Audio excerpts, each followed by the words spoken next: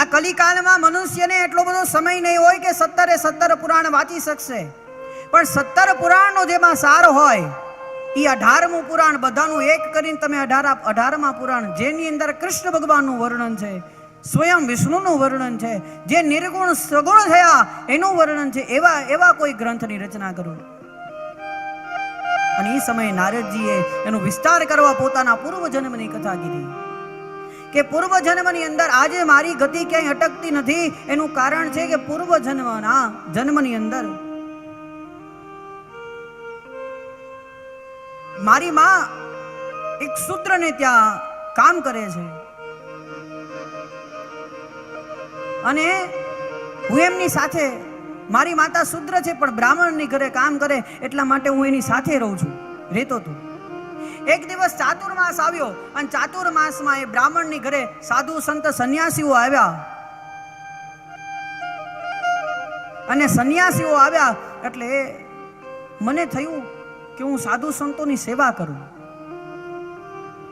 મારી માતા જેટલી વાર ઘરના કામ કરે એટલી વાર હું સંતોની સેવા કરું. ચાતુર્માસ પૂર્ણ થયો, સત્સંગ મને રોજ પ્રાપ્ત થયો, મારા જે કઈ પાપ હતા એ દૂર થયા.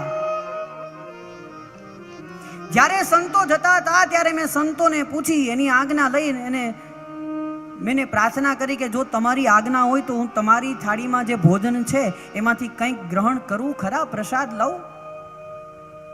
અને સંતોએ મારા પર કૃપા કરી, મને આજ્ઞા કરી કે મને પ્રસાદ ગ્રહણ કરવાનું અવસર પ્રાપ્ત થયો. અને સંતની પ્રસાદ છે ને એ ક્યારે મિથ્યા ન થાય, એટલા માટે મેં સંતનો પ્રસાદ ગ્રહણ કર્યો. મને મારા જે પાપ હતા એ પાપમાંથી મુક્તિની પ્રાપ્તિ થઈ.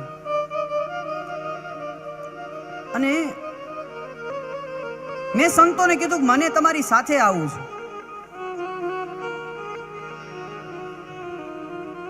ત્યારે સંતોએ કીધું કે તારા ઉપર હજી તારી માતાની જવાબદારી છે, જ્યાં સુધી એ જવાબદારી પૂર્ણ ન થાય ત્યાં સુધી તું સંસારનો ત્યાગ કરીને અમારી સાથે નહીં આવી શકે.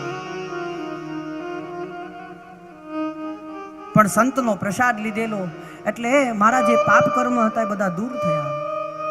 મેં હમણાં કીધું ને કે સંતનો પ્રસાદ ક્યારેય મિથ્યા ન થાય. એટલે નાની વાત મને અત્યારે યાદ આવે છે કે બંગાળની અંદર ચંદ્રગીરી નામનું નગર હતું. નગરની પાસે દરિયા કિનારો, દરિયાના કિનારાની બાજુમાં સુંદર મજાનું નગર ચંદ્રનગર. ત્યાં વશિષ્ઠ ગોત્રના એક બ્રાહ્મણ રહે જેનું નામ હતું સર્વોપદ્ય.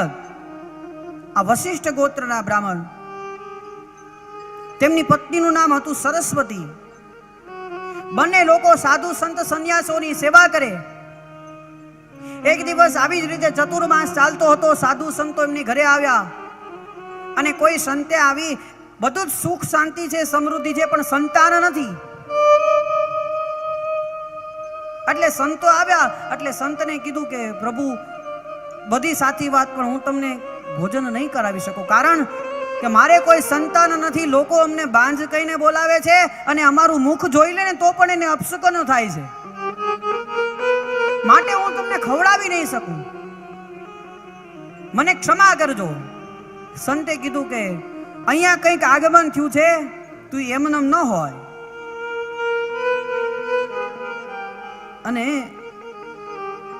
એ સંતે આગ્રહ કર્યો કે મારે ભોજન તો કરવું છે ને ભોજન તમારી ઘરે જ કરીશ. અને ભોજન કરીશ એવું કીધું એટલે ઘણી વિકલ્પ ઉત્પન્ન થયા અને અંતે નિર્ણય થયો કે કઈ વાંધો નહીં, સંતની ઈચ્છા છે, કઈક ભગવાનની કૃપા હશે. અને સંતે એમની ઘરે ભોજન કર્યું. ભોજન કરીને ઊભા થયા એટલે કીધું કે ભોજન કર્યું છે તો એમનેમ જવાય નહીં. અરે કોઈનું એમનેમ ખાઈ લઈએ ને તોય દોષ લાગે, એટલે કીધું કે એમનેમ ન ગ્રહણ કરાય. એટલે એના ઉપર કૃપા કરવા માટે પોતે એવા તપસ્વી હતા, એને એક ભભૂતિ આપી. એને કીધું કે આ ભભૂતિ તારી પત્નીને ખવડાવજે, તારી ઘરે સંતાનની પ્રાપ્તિ થશે ને આજથી 12 વર્ષ પછી હું તારી પાસે આવીશ. અને કથા છે આ વ્યક્તિએ એ ભભૂતિની પત્નીને તો ન ખવડાવી, પણ એની બાજુમાં ઘરની પાસે એક નાનો એવો ઉકેરડો હતો. ઉકેરડામાં સમજો છો ને, આપણે તો કાઠિયાવાડમાં છીએ, ઉકેરડામાં લગભગ બધાને ખબર પડતી હશે. એ ઉકરડો હતો ત્યાં એણે એ ભભૂતિને નાખી દીધી અને કથા છે કે ઉકરડો દિવસે દિવસે મોટો થવા લાગ્યો. સમય પ્રમાણે રોજ એક ગાય આવે અને એ ગાય છે એ ઉકરડા ઉપર પોતાની દૂધની ધાર મારે. એમાંથી એ ઉકેરડો મોટો થયો. સમય પૂર્ણ થયો, 12 વર્ષ પૂર્ણ થયા અને 12 વર્ષ પછી પાછા અખાડાના જે સાધુ હતા એને આવીને આલે એમ કરીને આદેશ કર્યો અને કીધું કે ભાઈ હું તને સંતાન દેવા આવ્યો તો લાવ મારું સંતાન ક્યાં છે? એને કીધું બાપુ ક્ષમા કરજો, તમે જે મને ભભૂતિ આપી ને તો મેં ઉકેડામાં નાખી દીધી. તો કે ક્યાં છે એ ઉકેડો મને બતાવ.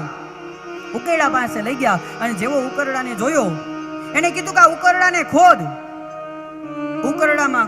ઉકરડાને ખોદ્યો અને બાપુએ આદેશ કર્યો. આદેશના નાદ થયા અને જેવો ઉકરડાને ખોદ્યો ને એની અંદરથી એક સંતાન નીકળ્યું અને એ સંતાન બીજું કોઈ નહીં, ગુરુ ગોરખનાથ. અને એને ગાયે એની રક્ષા કરી. એટલે એ ગુરુ ગોરખનાથ આજ પણ જુનાગઢની અંદર મને તમને બધાને આશીર્વાદ આપે છે. અને એ સંત બીજું કોઈ નહીં, ગુરુ ગોરખનાથના પરમ ગુરુ હતા મચ્છંદરનાથજી. એને આશીર્વાદ આપ્યા હતા. કહેવાનું તાત્પર્ય છે કોઈ સંતની પ્રસાદી ક્યારેય મિથ્યા ન થાય, કેવળ તમને એના પર વિશ્વાસ હોવો જોઈએ.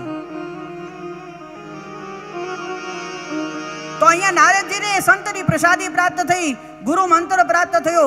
દિવસે દિવસે તપ કરવા લાગ્યા. એક દિવસનો સમય હતો, નારદજી તપશ્ચર્યા કરતા હતા. બ્રહ્મરંધ્રની અંદર પ્રાણ લીધો અને ભગવાનનું ચિંતન કરવા લાગ્યા. અને ચિંતન કરતા કરતા ભગવાનને એના ઉપર અનુકંપા થઈ. આંખ બંધ છે અને ભગવાને ચતુર્ભુજ સ્વરૂપે નારદજીને દર્શન આપ્યા. એટલા આકાશની અંદર હાહાકાર થયો, પુષ્પવૃષ્ટિ થવા લાગી અને દેવતાઓએ ભગવાન ઉપર નારદજી ઉપર પુષ્પવૃષ્ટિ કરી અને ભગવાનને ચતુર્ભુજ સ્વરૂપે વિષ્ણુ ભગવાનના નારદજીને દર્શન થયા. બોલો દ્વારિકા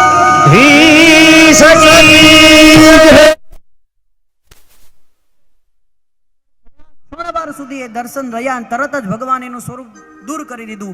દૂર થયું એટલે નારદજી કહેવા લાગ્યો કે હું તો વિલીન થઈ ગયો, વિચલિત થવા લાગ્યો.